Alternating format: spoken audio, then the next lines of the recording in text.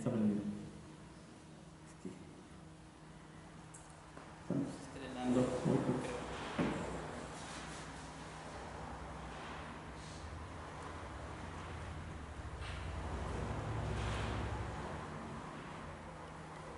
Bueno, vamos a continuar con nuestro estudio del Evangelio de Marcos y vamos a cerrar hoy con la blasfemia contra el Espíritu Santo. Cuando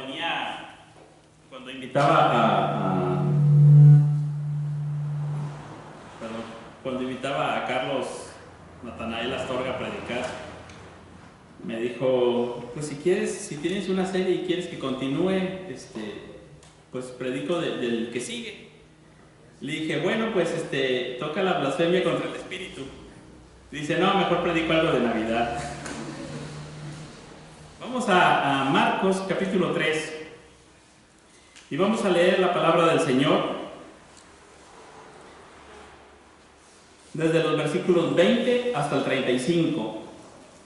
Evangelio de Marcos capítulo 3, versículos 20 al 35, dice la palabra del Señor.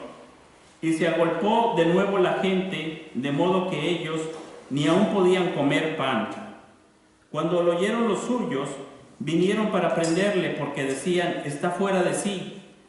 Pero los escribas que habían venido de Jerusalén decían que tenía a Belzebú, y que por el príncipe de los demonios echaba fuera a los demonios. Y habiéndolos llamado, les decía en parábolas, ¿cómo puede Satanás echar fuera a Satanás? Si un reino está dividido contra sí mismo, tal reino no puede permanecer. Y si una casa está dividida contra sí misma, tal casa no puede permanecer. Y si Satanás se levanta contra sí mismo y se divide, no puede permanecer, sino que ha llegado su fin. Ninguno puede entrar en la casa de un hombre fuerte y saquear sus bienes si antes no le ata, y entonces podrá saquear su casa. De cierto os digo que todos los pecados serán perdonados a los hijos de los hombres y las blasfemias cualesquiera que sean, pero cualquiera que blasfeme contra el Espíritu Santo no tiene jamás perdón, sino que es reo de juicio eterno, porque ellos habían dicho, tiene espíritu inmundo. Vienen después sus hermanos y su madre, y quedándose afuera enviaron a llamarle. Y la gente que estaba sentada alrededor de él le dijo, tu madre y tus hermanos están afuera y te buscan. Él respondió diciendo, ¿quién es mi madre y mis hermanos?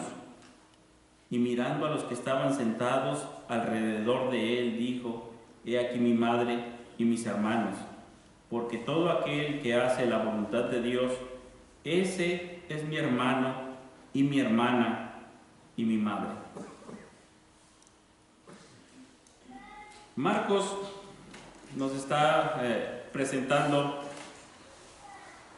como ya habíamos comentado, muchas acciones del Señor de manera simbólica.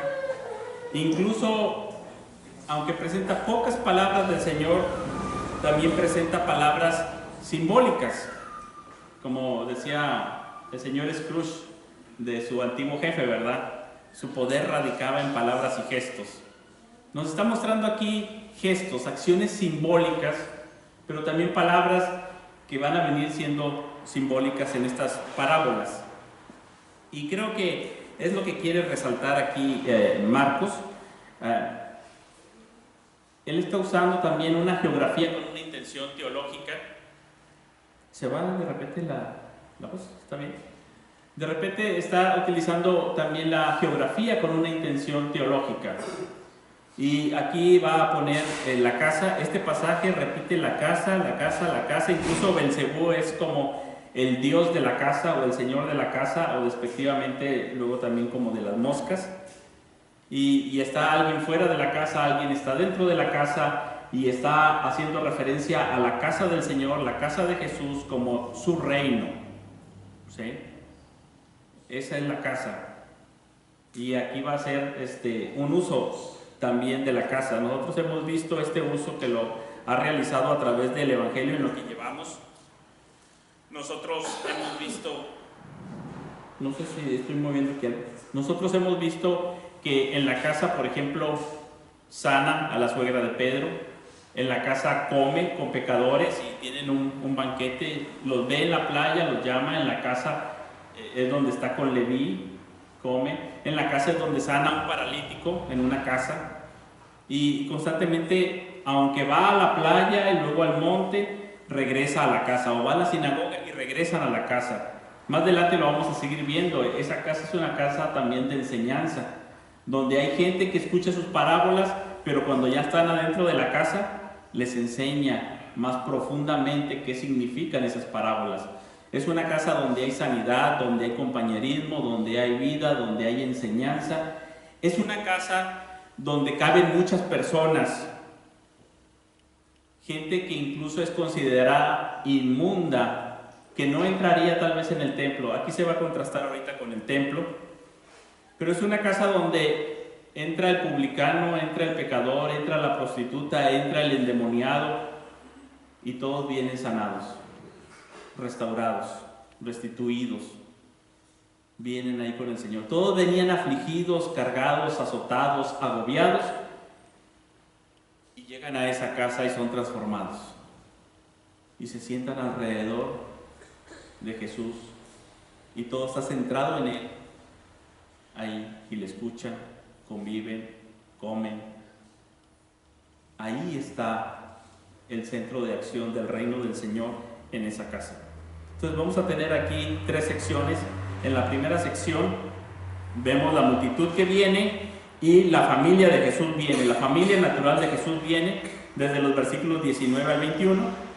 Después de que viene la familia, van a venir los escribas con una acusación y la respuesta de Jesús. Y en la tercera parte, otra vez viene la familia. ¿Sí?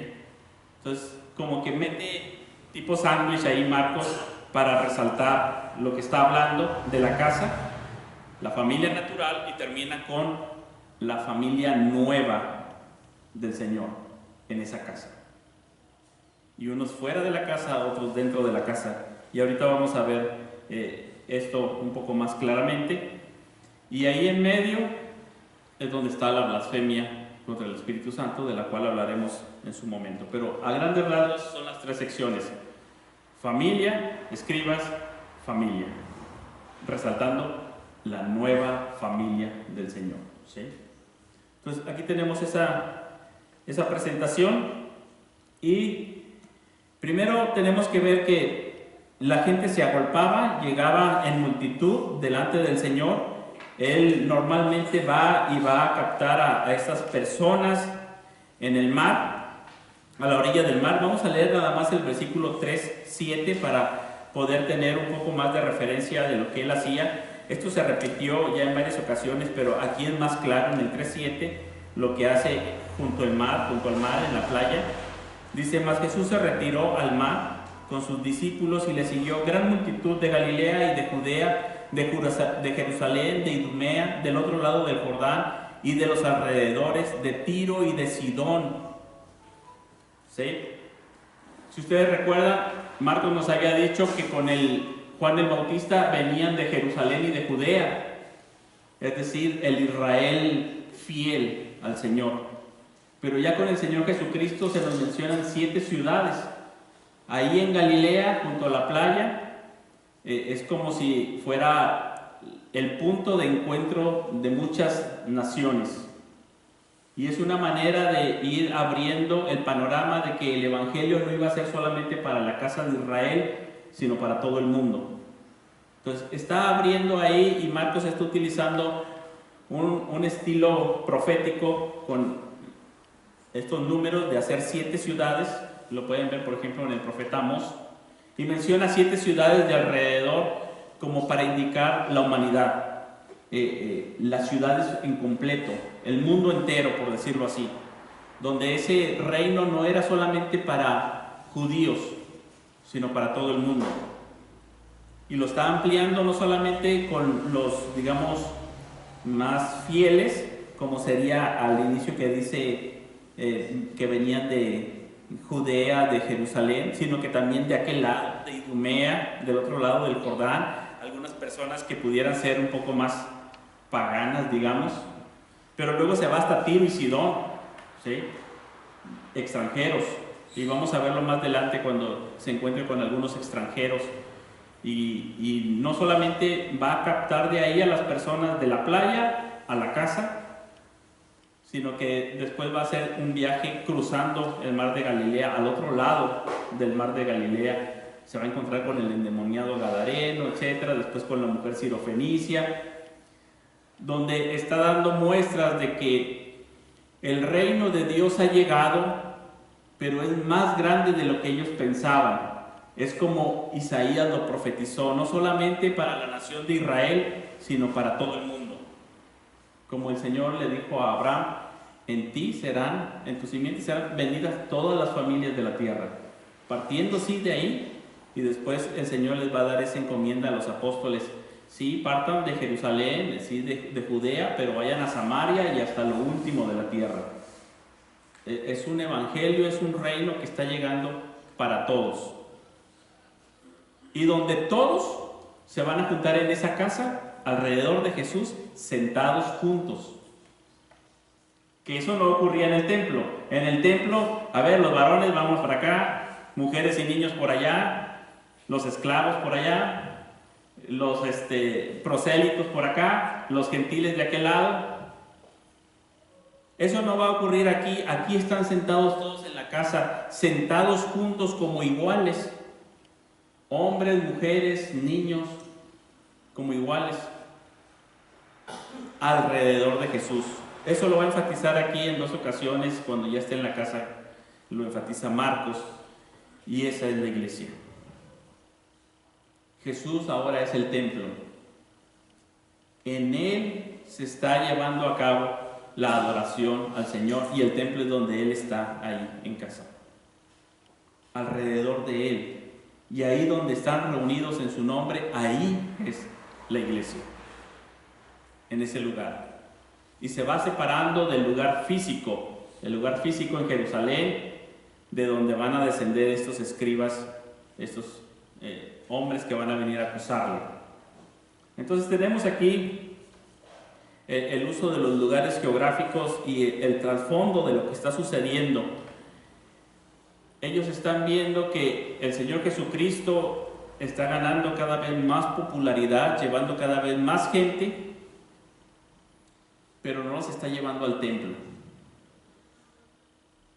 Y entonces está en riesgo el templo. Está como en rivalidad, al menos así lo perciben ellos, que son como defensores de la fe judía, del templo, y dicen, no los está llevando hacia el templo, sino que cada vez más parece ser que se está alejando y está recibiendo a personas que no eran bien vistos por ellos, eran inmundos.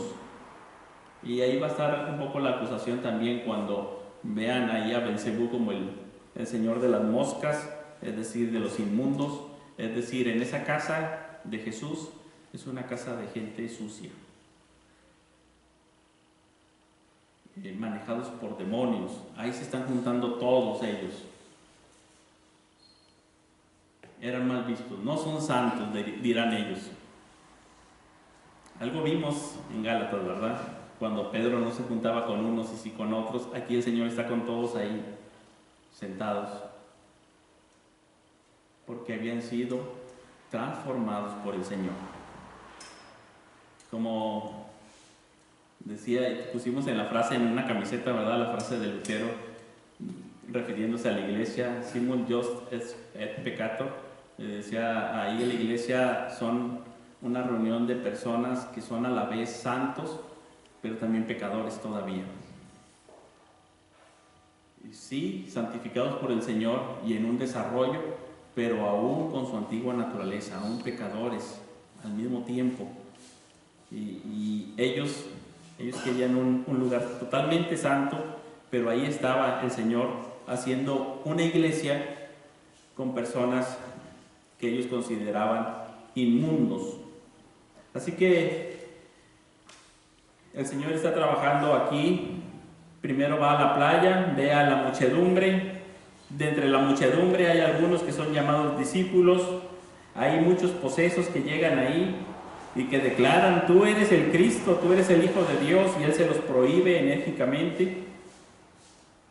Entonces ahí está Jesús ampliando lo que en un inicio sería el ministerio del Bautista. Con Él llegan personas de la humanidad entera. Y ahí está entonces nuestro trasfondo. Se agolpó de nuevo la gente, de modo que ellos ni aún podían comer pan. Estaban sirviendo a los demás. Ya aquí ya nombró a los 12 le están ayudando, están sirviendo con Él y están llevando una labor de restauración, de librarlos del yugo de Satanás, de traerlos al Señor. Y son personas que vienen con una necesidad muy grande, de tal manera que ellos ni siquiera aún tienen tiempo para comer pan. No hay oportunidad. Y como no comen pan, vienen los familiares. Cuando lo oyeron los suyos, la familia natural, vinieron para prenderle porque decían: está fuera de sí. Bueno, tenían ahí ya digamos que una evaluación por parte de los dirigentes escribas, fariseos, de que el Señor estaba obrando mal.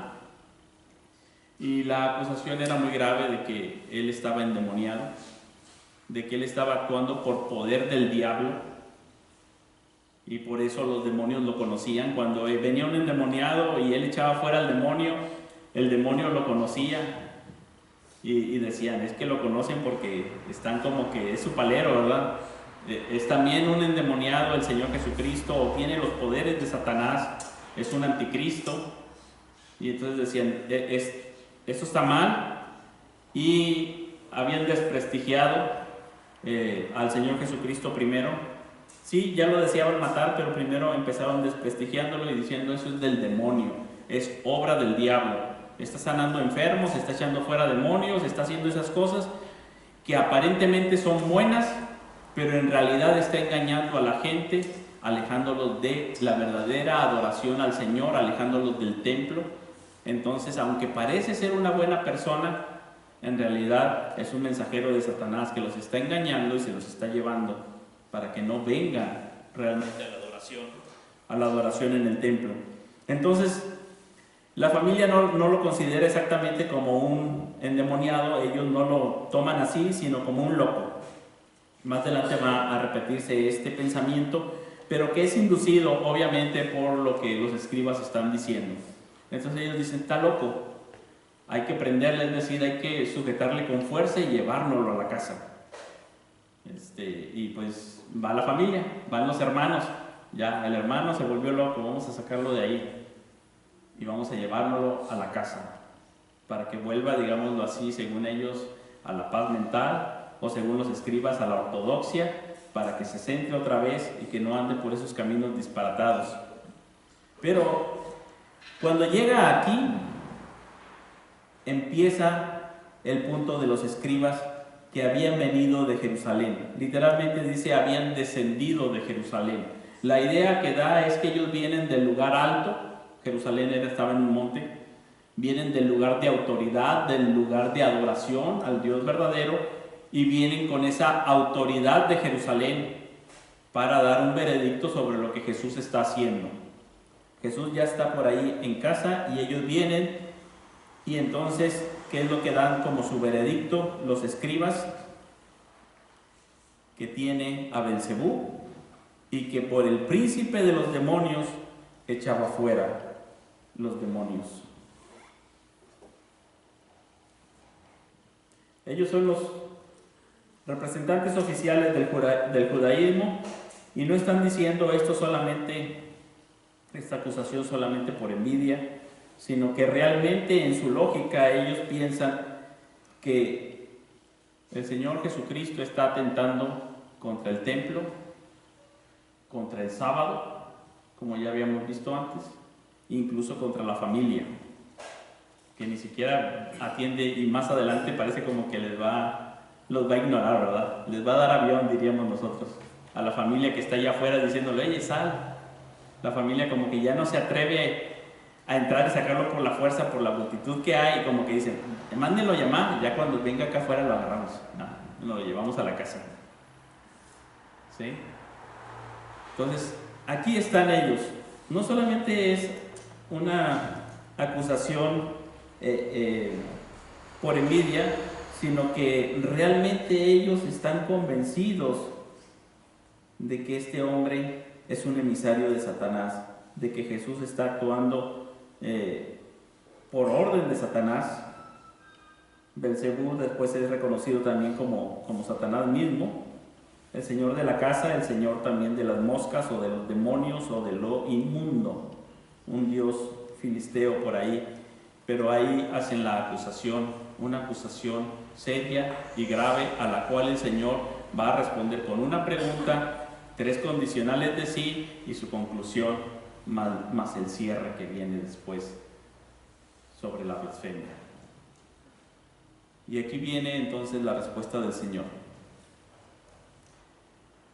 Muy sencilla. La primera pregunta: ¿cómo puede Satanás echar fuera a Satanás? Las parábolas o los dichos parabólicos del Señor tienen una intención de enfrentar a las personas consigo mismos, con sus pensamientos, con sus palabras, consigo mismos. Las parábolas del Señor, haz de cuenta que la persona viene buscando discusión y cuando el Señor le responde, hace que la persona discuta consigo misma, ¿verdad? Antes de que discuta con el Señor, lo hace reflexionar y decir, a ver, y empieza él mismo a juzgarse a sí mismo y a entrar en una discusión interna, ¿verdad? Y lo que va a llevarnos es a responder hacia el ministerio del Señor. Entonces tiene la primera pregunta y luego los 3 sí. Si un reino está dividido contra sí mismo, tal reino no puede permanecer. Si una casa está dividida contra sí misma, tal casa no puede permanecer. Y si Satanás se levanta contra sí mismo y se divide, no puede permanecer, sino que ha llegado su fin.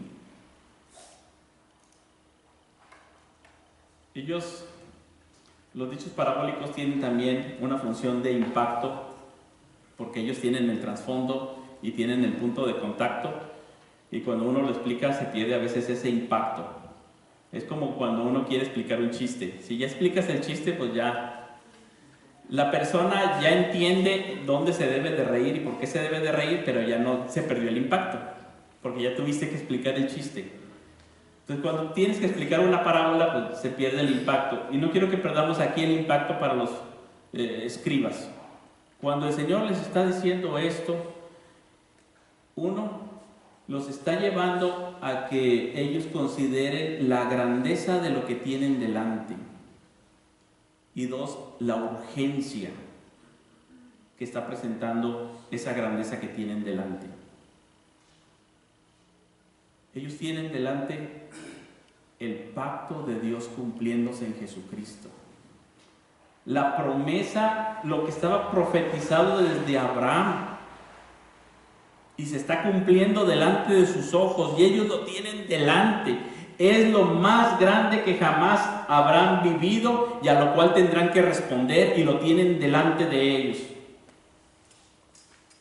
Y ante eso, ante lo más grande, ellos tienen que dar una respuesta. Es la obra del Espíritu Santo en medio de sus tiempos, lo están viendo con sus propios ojos y tienen que responder. Y además debe de ser una respuesta que demanda una cierta urgencia. Es un asunto de mayor peso. Es un asunto que no se puede dejar para después. Yo no puedo decir, bueno, lo atiendo después, hay otras cosas más importantes. No hay nada más importante que lo que ellos tienen ahorita delante. Es lo más grande a lo que jamás se habrán enfrentado. Más grande que cualquier cosa en su vida.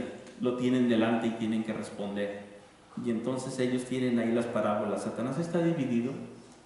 Un reino, una casa, Satanás. Ahí está el énfasis. Ustedes están diciendo que esto es la casa de Satanás y yo estoy diciendo que esto es la casa de Dios. Que este es el reino de Dios que ese es el cumplimiento del pacto de Dios, que aquí se está cumpliendo frente a sus ojos, y ustedes están asumiendo que es obra del diablo y no del Espíritu Santo. Y entonces concluye por aquí diciendo: ninguno puede entrar en la casa de un hombre fuerte y saquear sus bienes si antes no le ata, y entonces podrá saquear su casa. A ver, ahí lo pensamos. ¿Es el reino de Satanás o es el de Dios? Las conclusiones de las preguntas anteriores es que es el reino de Dios y que Jesús ha entrado a la casa de Satanás, lo ha atado, lo ha vencido y está saqueando su casa. Está liberando a los posesos, los está liberando del poder de Satanás. Es lo que está diciendo. Y ellos tienen que responder ante eso. Dios mismo ha bajado en la persona de Jesucristo, ha derrotado a Satanás, y las personas que estaban bajo su yugo, sojuzgados, sufriendo bajo enfermedades y posesiones demoníacas, están siendo libertados y están viniendo al reino de Dios, de luz, de paz, de amor. Están siendo restaurados. Esas personas que estaban sufriendo ahora son libres en Cristo, porque Él es más fuerte. Ha entrado a la casa de Satanás y la está saqueando. Y entonces habla de la blasfemia contra el Espíritu Santo, y quiero que veamos esto de la blasfemia a la luz de Éxodo. Tal vez quede más claro con un ejemplo de la circuncisión, aprovechando que también estamos en Gálatas, y vamos a Éxodo 4, del 24 al 26.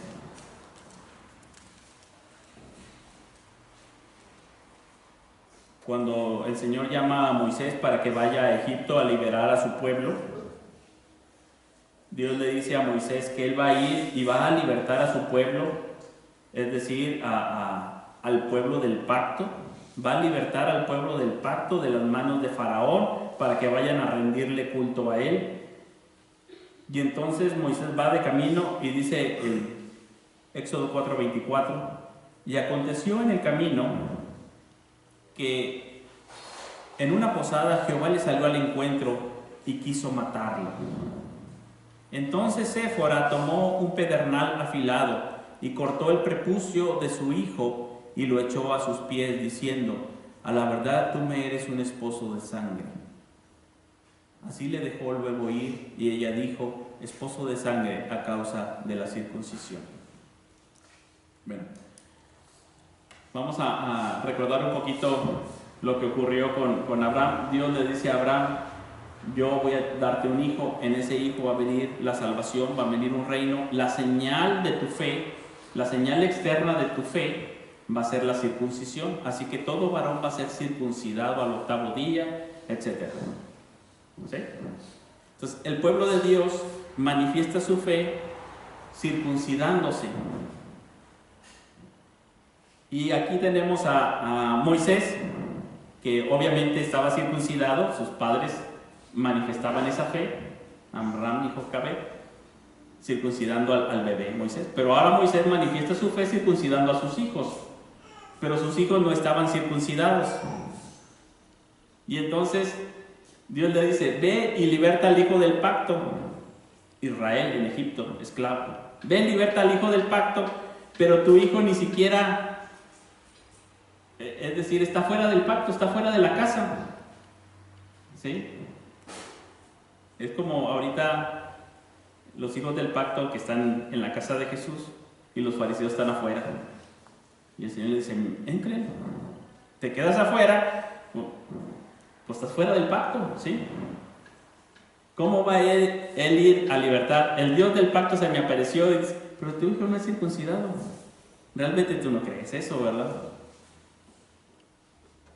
Y le aparece ahí un ángel del Señor que lo quiere matar. Y entonces, ¿ustedes creen que Moisés y su esposa ya habían hablado al respecto de la circuncisión?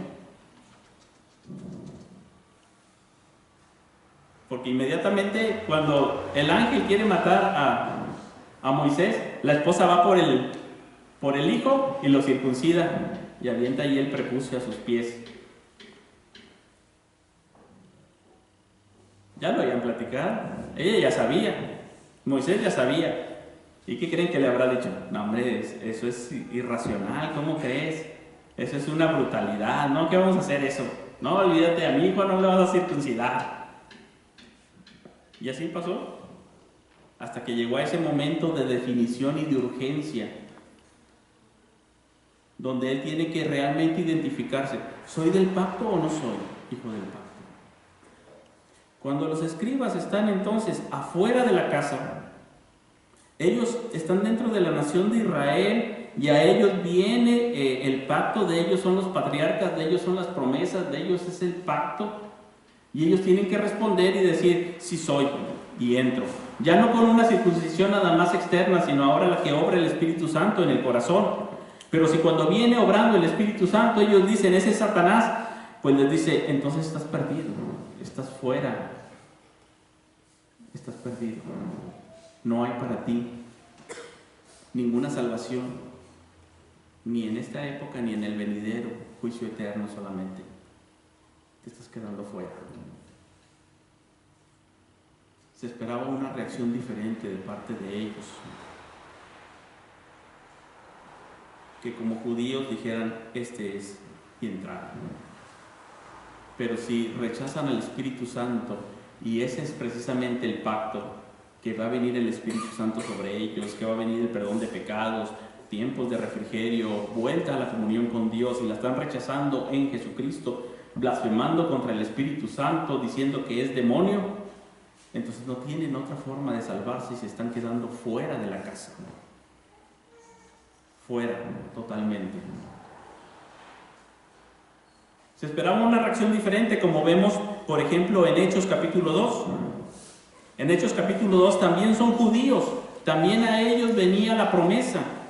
Y fíjese bien lo que hace después de predicar el apóstol Pedro a ellos, ahí en Hechos capítulo 2, versículo 36, ya dio toda su predicación y aquí está concluyendo el apóstol Pedro y les dice a los judíos, sepa pues ciertísimamente toda la casa de Israel que a este Jesús, a quien vosotros crucificasteis, Dios le ha hecho Señor y Cristo. ¿Y cuál fue su respuesta? Al oír esto se compungieron de corazón y dijeron a Pedro y a los otros apóstoles, varones hermanos, ¿qué haremos? Ellos están entendiendo la grandeza del reino de Dios y la urgencia, y se están viendo fuera de la casa y dicen, qué barbaridad que hemos hecho, y estamos fuera de la casa, estamos siendo el pueblo del pacto, quedándonos fuera. ¿Qué haremos? Y les dice, arrepentíos y bautícese cada uno de vosotros en el nombre de Jesucristo para perdón de los pecados y recibiréis el don del Espíritu Santo. Ahí está el Espíritu Santo. Porque para vosotros es la promesa y para vuestros hijos, es decir, judíos, y para todos los que están lejos, estos ya son los gentiles, y para cuantos el Señor nuestro Dios llamare. Y con otras muchas palabras testificaba y les exhortaba diciendo, sed salvos de esta perversa generación. Así que los que se bautizaron, dice, recibieron su palabra, los que recibieron su palabra fueron bautizados y se añadieron aquel día como 3,000 personas. Y perseveraban en la doctrina de los apóstoles, en la comunión unos con otros, en el partimiento del pan y en las oraciones. Es decir, se arrepintieron y entraron a la casa. Y eso de que perseveraban en la comunión, es decir, se sentaron en la casa alrededor de Jesús. Entraron como hijos del pacto. Pero aquel que blasfema contra el Espíritu y dice, no, se está quedando fuera, habiendo sido digámoslo así, nacionalmente hijo de Israel, pero no verdaderamente israelita, como dice el apóstol Pablo. No todos los que descienden de Israel son israelitas. No es la circuncisión de la carne, sino la que opera el Espíritu Santo en el corazón. Yo sé que muchos se preguntan, ¿yo puedo blasfemar del Espíritu Santo? Bueno, vamos a ponerlo así. Hay un pueblo de Israel, el pueblo del pacto, que tiene que responder cuando viene el Señor Jesucristo, y que esos son los que pueden quedarse fuera. Los gentiles estamos todavía peor que ellos, más lejos. De nosotros, dice el apóstol, ni siquiera, nosotros somos ajenos a los patriarcas, ajenos a las promesas, ajenos a los pactos. Estamos en este mundo sin esperanza y sin Dios en el mundo. O sea, nosotros estamos peor. Que cuando venimos a esta casa, a la familia de Jesús, que cuando venimos somos transformados por el Espíritu Santo de tal manera que uno ya no puede blasfemar porque ya ha aceptado esa obra del Espíritu Santo, esa obra de regeneración ya lo ha transformado. El que puede blasfemar es el que está en esa familia todavía de Israel nacional, que está por entrar o no entrar. Pero el otro no, porque era totalmente ajeno, ¿verdad? Estaba totalmente fuera. Y él cuando viene por un llamado de Dios. También va el Señor Jesús ahí a la playa donde confluyen todas las naciones y nos llama. Y nos llama a esa casa donde están todos sentados alrededor, escuchando al Señor, compartiendo el pan, alegrándose, teniendo comunión, siendo restaurados, siendo transformados, siendo moldeados a su imagen y semejanza cada vez más, yendo a la madurez. Hay una transformación ahí dentro, pero los escribas tenían que responder, y por lo que vemos más adelante, ellos decidieron quedarse fuera. Y eso era lo más grave que estaban haciendo en su vida.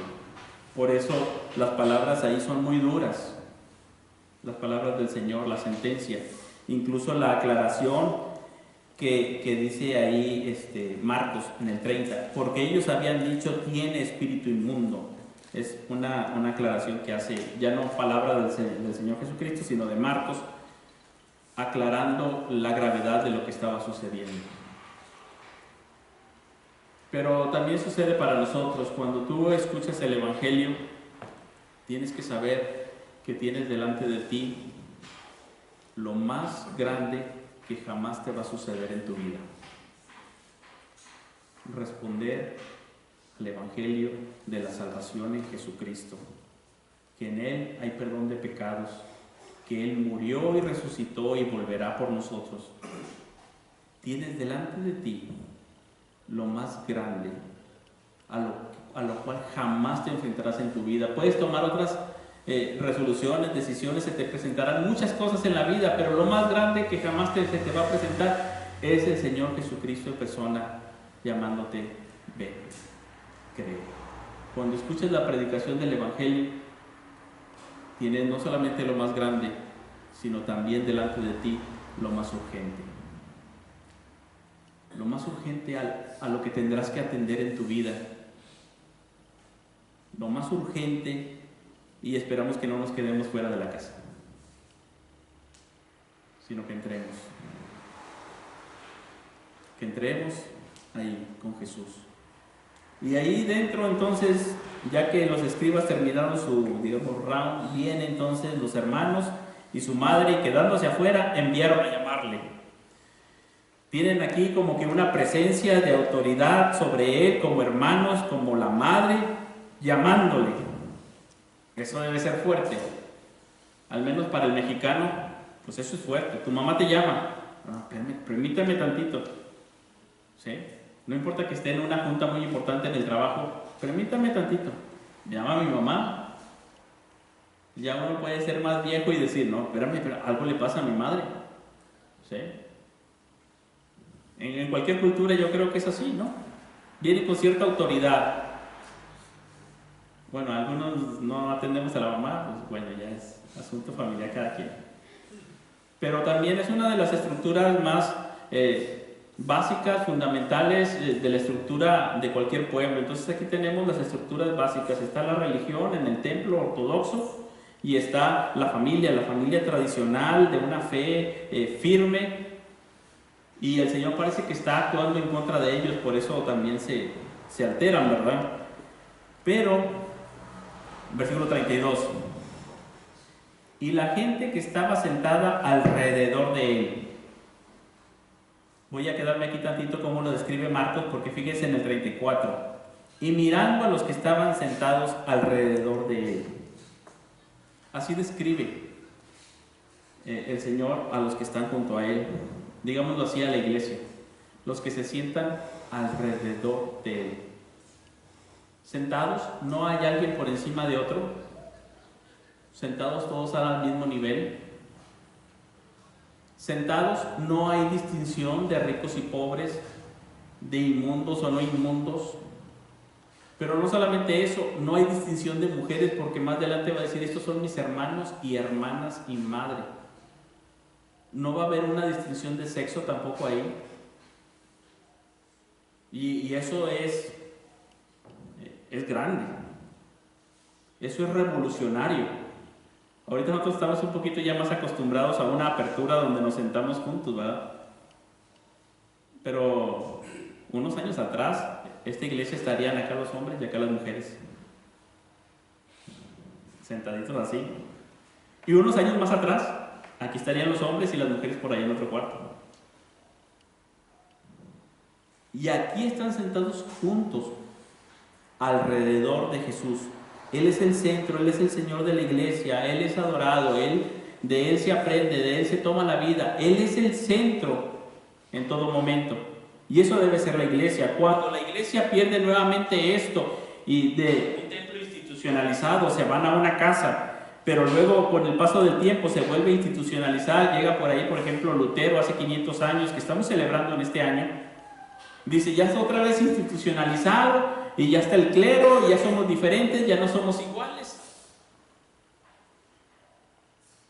Ellos están ahí, ellos son los que hacen la reunión, ellos son los que hablan y hablan en latín, no les entendemos nada. Ellos cantan, solamente ellos pueden cantar, nosotros no. Y entonces Lutero, casi como quien dice, se va otra vez a las casas. Vamos a empezar de nuevo, vamos a la casa. Y empieza lo que sería la iglesia local en la Reforma nuevamente, con la Escritura en el centro, con el Señor en el centro, otra vez dejando esas jerarquías, otra vez centrándonos en el Señor, y nosotros somos herederos de esa reforma, de tal manera que somos llamados no a quedarnos a la puerta como los familiares de Jesús que ahorita están, digamos que más lejecitos estaban los escribas, a la puerta estaban los familiares, después van a entrar, pero están ahí a la puerta. Los que están más lejos, los escribas blasfeman y deciden dar la espalda. Los que están a la puerta, más adelante van a entrar. Si tú estás a la puerta, el llamado es, entra. Entra. Y si estás adentro, adelante. La idea es sentarnos juntos como iguales alrededor del Señor. Esa es la iglesia local. Nadie es más que otro. Todos, en una dinámica de unos a otros, aprendemos del Señor y somos edificados, yendo todos a la madurez, basados en la palabra de Dios. Nosotros damos a conocer a Cristo a todos, aconsejándoles y enseñándoles con toda la sabiduría que Dios nos da, pues queremos presentarnos a todos ante Dios espiritualmente maduros en Cristo, dice el apóstol Pablo. Esto va a ser ahora la iglesia local, poco a poco. Ahorita aquí lo vemos todavía de judíos, pero conforme se aleje y se vaya a Antioquía, vamos a tener una iglesia compuesta de judíos y gentiles, y va a venir otra vez esa controversia con los judaizantes, otra vez ese punto. Si hay algunos de entre todos la iglesia del Señor, unos que son mejores que otros, de un nivel espiritual más profundo que otros, o si todos somos iguales. A 500 años de la Reforma, nosotros volvemos al sacerdocio de todos los creyentes, a la centralidad de la palabra del Señor, a la salvación por la fe, por la gracia, centrados en Cristo nuevamente, creciendo para la gloria de Dios como iglesia local. Y el llamado es: entra. ¿Cómo entramos? Pues cada domingo aquí nos sentamos como iglesia local. Ahora, más cercanos, en el estudio matutino. Hoy no tuvimos, la siguiente semana tampoco, pero luego reanudamos, si Dios quiere, en enero 14. Ahí entramos nuevamente a esa casa, donde todos nos sentamos juntos y junto con una taza de café y un pan, leemos las Escrituras y somos mutuamente edificados, así como están aquí sentados alrededor de Jesús. Esa es la iglesia local. Ahí, en el estudio matutino, ahí, en la iglesia local, ahí en el discipulado. Esta es la vida normal del cristiano, la vida siendo un discípulo. Esta no es una vida extraordinaria, es la vida normal, donde juntos leemos la palabra, perseveramos en la doctrina, en la comunión, en las oraciones, en la adoración al Señor. Esa es la vida normal. Y ahí es donde está el Señor. Y fíjense lo que dicen cuando los escribas decían: esa es una casa de demonios, de moscas, de inmundos. El Señor dice: estos son mis hermanos, mis hermanas. ¿Se imagina? Usted viene el domingo aquí en la mañana y el Señor le dice: bien, tú eres mi hermano, tú eres mi hermana, tú eres mi madre. Usted viene aquí el domingo al estudio matutino y el Señor está ahí sentado junto a nosotros diciendo: estos son mis hermanos. Puedes escuchar palabras más alentadoras, de mayor amor y compasión, de mayor dignidad que decir: tú eres mi hermano por parte de Dios, al grado que dice: doy mi vida por ti para que tú seas perdonado y tengas comunión. Tú eres mi hermano. Nosotros tenemos amigos incondicionales. No, hombre, lo que quieras, cuando se te ofrezca, y aquí estoy. Pero imagínate ahora el Señor que te dice: tú eres mi hermano. ¿Quiénes son esos? Dice: hacen la voluntad de Dios. Más adelante va a explicar más sobre esta voluntad de Dios. Y prácticamente en el huerto de Getsemaní va a quedar todavía más clara cuál es esa voluntad de Dios y cómo ese hacer es creer en Jesús. Esos son mis hermanos, los que creen en Jesús, que aquí se está manifestando la buena voluntad de Dios. Aquello que dijeron los ángeles cantando a los pastores: gloria a Dios en las alturas y en la tierra buena voluntad para con los hombres, por medio de Jesucristo, al dar su vida en sacrificio por nosotros. Y ellos lo creen, lo reciben y dicen: Dios, esta es tu buena voluntad.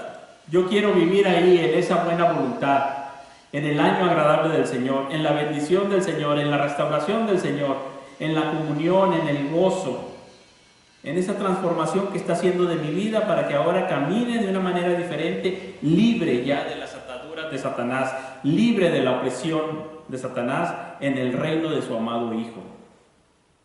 Un reino diferente, un reino donde el amor es la ley.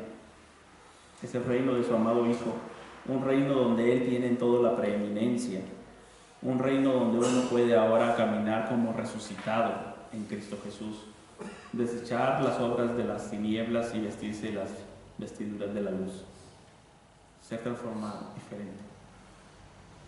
Es un mensaje difícil por ahí de ver un poco, pero no quiero que perdamos el impacto de la grandeza de lo que tenemos delante de nosotros.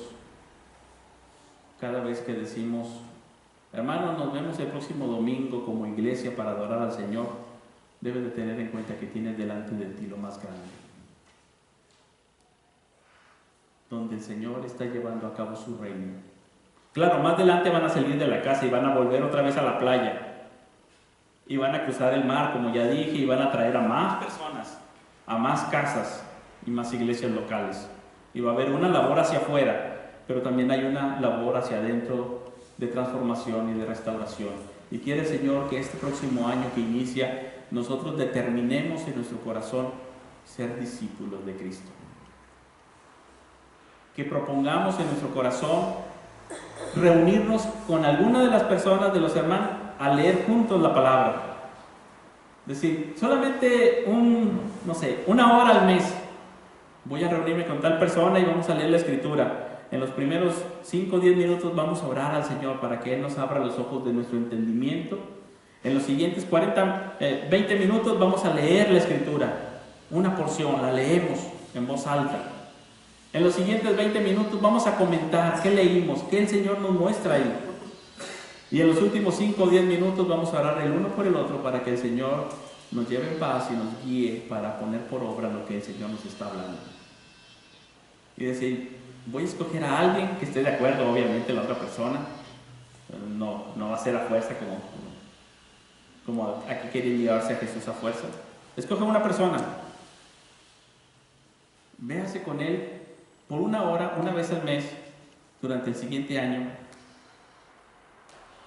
Y al final del año platicamos cómo nos fue. O a mediación de año si quieren. Y vamos a estar alrededor de Jesús, alrededor de su palabra, para hacer la voluntad de Él, como hermanos y hermanas del Señor. Qué cosa tan grande y extraordinaria. No le demos la espalda y digamos, eso es obra del diablo, son unos inmundos, yo me voy, como los escribas. No nos quedemos tampoco a la puerta. Entremos, que este 2018 sea el año de entrar y permanecer, de entrar y estar en esa vida de discipulado. Estamos ante lo más grande, pero también ante lo más urgente. No hay nada más urgente que tengamos delante que atender lo que el Señor nos dice en su palabra y ver lo que el Señor está haciendo en medio de su iglesia. El Señor está llevando a cabo su reino. No está total, no está completo, va a ser consumado más adelante con la venida del Señor, pero tenemos a su Santo Espíritu y Él está haciendo una obra por medio de su iglesia de una manera sencilla tal vez, de una manera que parece tranquila y sencilla, pero ahí Dios está obrando. ¿Quiere ver a Dios obrar en su vida? Entre a la casa. Vamos a orar. Señor, gracias te damos por tu palabra.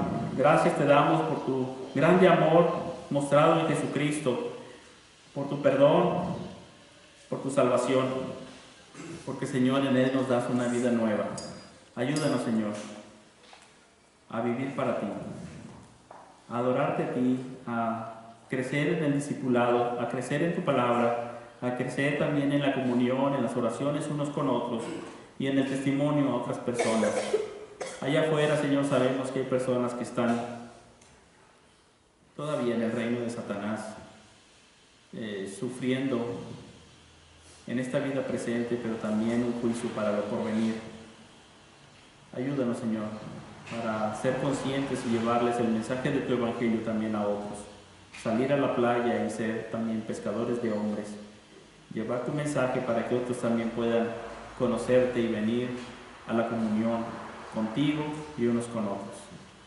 Señor, ponemos en tu mano nuestra vida también como iglesia local. Sé con nosotros también en el proceso de señalamiento de ancianos y diáconos. Sé con nosotros en lo que está por venir. Dirígenos en todo, que tu Santo Espíritu nos dirija, nos guíe, transfórmanos con tu palabra. Ayúdanos, Señor, en todo momento, para que llenos de frutos de justicia glorifiquemos tu santo nombre. Bendito seas en el nombre de Jesucristo. Amén.